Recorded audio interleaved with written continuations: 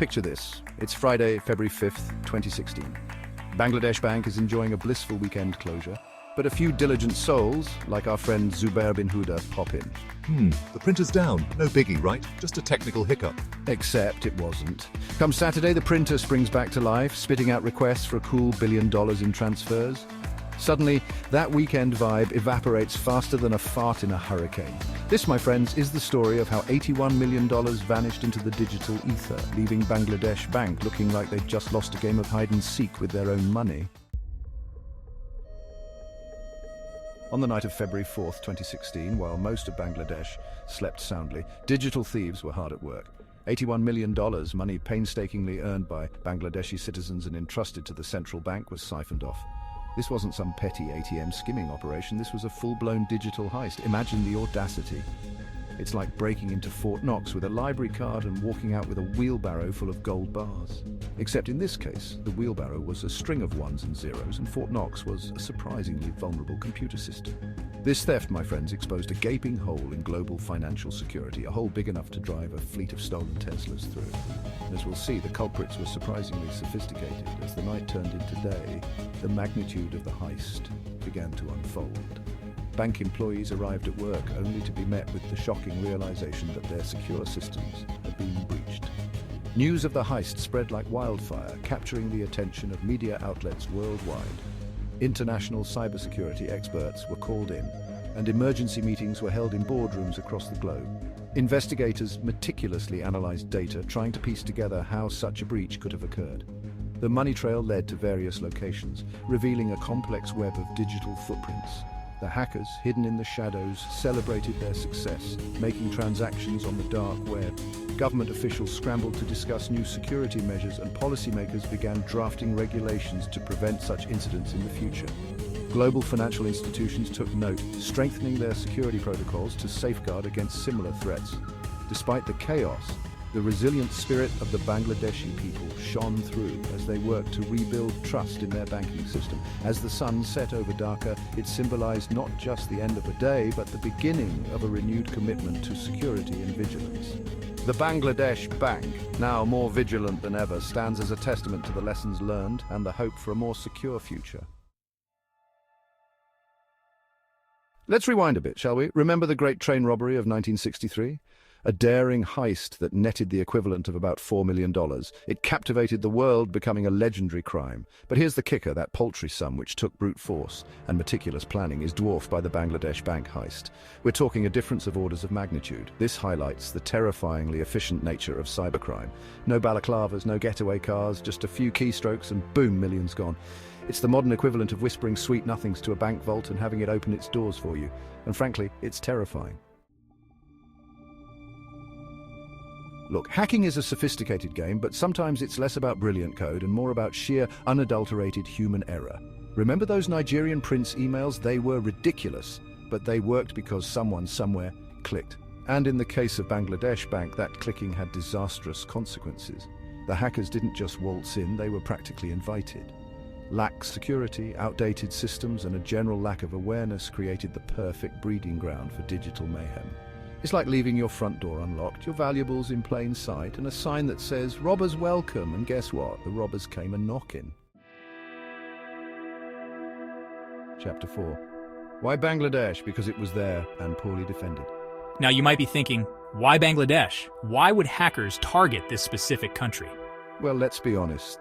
Bangladesh isn't exactly Switzerland when it comes to financial security. The infrastructure and security measures in place are not as robust or sophisticated.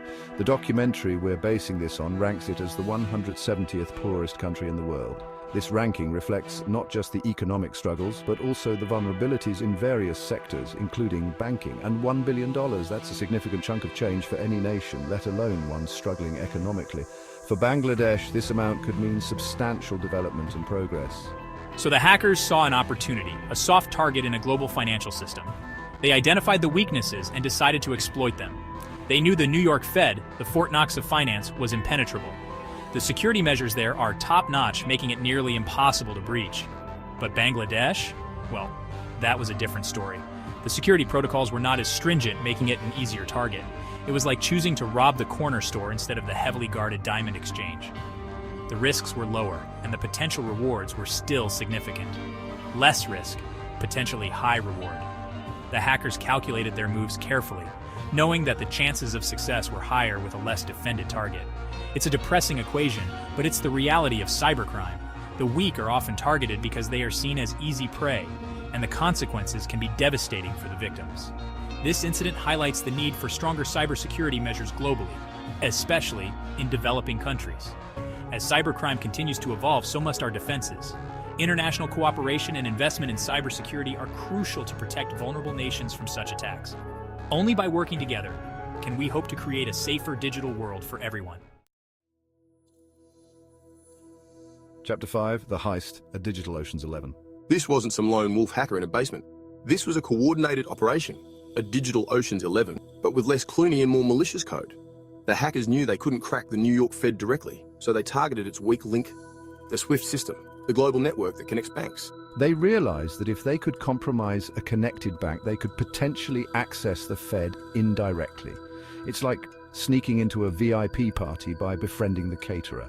Not as glamorous, but arguably more effective, and their choice of weapon? Good old-fashioned phishing emails. Chapter 6. Human Error and $10 Switches, a Recipe for Disaster. Remember those 3 Bangladesh bank officials who clicked on the malicious email attachment? They were just doing their daily routine, checking emails, and one click changed everything. Yeah, about them. They unwittingly opened the door to the entire system. It was like a digital Pandora's box, unleashing chaos and vulnerability. It's like installing a state-of-the-art security system in your house, but then leaving a key under the doormat. You think you're secure, but one small oversight can render all those defenses useless. Brilliant. Narrator. Media. Close-up of a sophisticated computer security system. Person making a mistake on a computer, typing on a computer keyboard. It's a stark reminder that even the most sophisticated security systems can be bypassed by simple human error. No matter how advanced the technology, the human element remains the weakest link, and it gets worse. Bangladesh Bank, in a truly baffling cost-cutting measure, used cheap $10 network switches. These were not just any switches, they were the backbone of their network infrastructure. These switches, which should have isolated different parts of the network, failed to do so, essentially giving the hackers free rein once they were inside. Imagine a castle with walls but no gates. Once the enemy is in, they can go anywhere. The combination of human error and inadequate hardware created a perfect storm. It was a recipe for disaster, one that could have been easily avoided with better training and investment in quality equipment. This incident serves as a crucial lesson for organizations worldwide. Cutting corners on cybersecurity can lead to catastrophic consequences. Investing in proper training and reliable hardware is not just an option, it's a necessity. Chapter 7, The Philippines. Casinos, corruption, and convenient cash-outs. So the hackers are in. Now what? They needed a way to extract the money, and they found it in the Philippines, specifically in the loosely regulated casino industry, a perfect environment for laundering money. They opened accounts at RCBC Bank in Manila, a move that suggests a certain level of confidence in the bank's flexibility. Let's just say they weren't banking on stringent anti-money laundering protocols. The Philippines, with its lax oversight and thriving casino scene, became the perfect exit strategy. It's like robbing a bank and then immediately heading to a casino to convert your stolen cash into chips. Bold, but effective. It wasn't until the following Monday, when the printer finally sputtered back to life, that Bangladesh Bank realized something was amiss. And even then, their initial reaction was less, "We've been robbed," and more, "Huh, that's weird." They spent a week reviewing CCTV footage, focusing on the wrong areas, completely missing the digital elephant in the room. It's like realizing your car is missing and then spending hours searching your house for it. The level of obliviousness is almost impressive. Digital breadcrumbs led investigators to the Lazarus Group, a shadowy organization believed to be linked to North Korea. This wasn't some ragtag group of basement dwellers. This was a sophisticated operation, potentially with state backing. It raises the stakes considerably. We're not just talking about financial theft, we're talking about potential state-sponsored cyber warfare. It's like discovering that the guy who stole your car was actually a highly trained government agent. Suddenly, it's not just about the car anymore.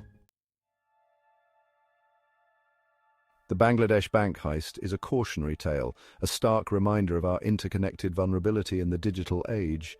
One weak link, one careless click can bring down the whole house of cards. And that house of cards, my friends, is the global financial system. So what's the lesson here? Don't click on suspicious links. Invest in decent network security, maybe something more than $10.